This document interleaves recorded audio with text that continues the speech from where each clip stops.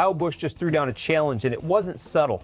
After being called out publicly by Denny Hamlin, Busch fired back with a bold message: switch cars right now and prove it. This isn't just talk anymore. This could be the rivalry NASCAR has been missing. Denny Hamlin criticized Kyle Busch's performance and questioned his ability to outperform his equipment. Busch responded by challenging Hamlin to swap cars and prove he could do better. Busch also dismissed the criticism entirely, saying even Hamlin doesn't understand what's happening inside his team. Meanwhile, the numbers are tough to ignore. Busch hasn't won in over 100 races, no top 10 finishes this season, and recent runs outside the top 20. This is the roughest stretch of his career. Let's be clear, this didn't come out of nowhere. Kyle Busch and Denny Hamlin aren't just competitors.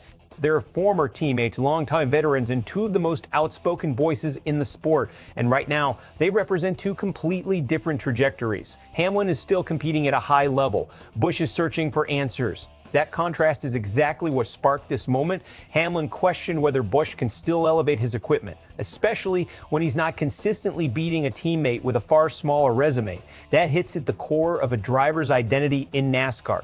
Because elite drivers aren't just expected to win, they're expected to outperform the car. Busch, on the other hand, is pointing to something else entirely. He's implying the problem isn't the driver, it's the situation. And that divide driver versus equipment is what makes this more than just a disagreement. It makes it personal. This situation cuts right into one of the biggest debates in modern NASCAR. How much of success is the driver and how much is the car? Denny Hamlin's argument is simple: great drivers find a way. If you're one of the all-time greats, you should still be able to outperform your teammate, period.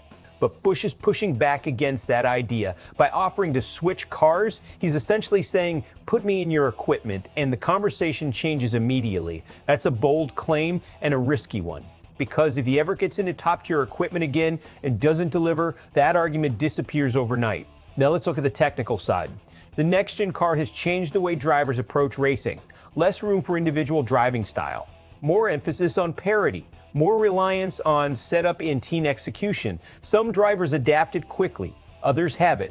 And right now, Busch appears to be stuck in that transition. That doesn't mean the talent is gone. It means the margin for error is smaller, and the system around you matters more than ever. So when Hamlin says Busch hasn't adapted, he's not just criticizing results. He's questioning whether Busch can evolve with the sport. And that's a serious concern for any team thinking about investing in him. At the same time, Busch's frustration is understandable. When results don't match effort and outside voices keep questioning your ability, eventually you respond. And that's exactly what we're seeing. This isn't just about stats anymore. It's about pride. Fans are already taking sides. Some agree with Hamlin, they see the results and believe Busch's best years are behind him. Others are backing Busch. They believe no driver could consistently win in his current situation, and that the right equipment would change everything. Media reaction is just as divided. Some analysts see this as honest criticism. Others see it as a veteran taking a shot at a struggling competitor, but almost everyone agrees on one thing. This just made NASCAR a lot more interesting. This sparks something in Busch. Motivation kicks in, performance improves.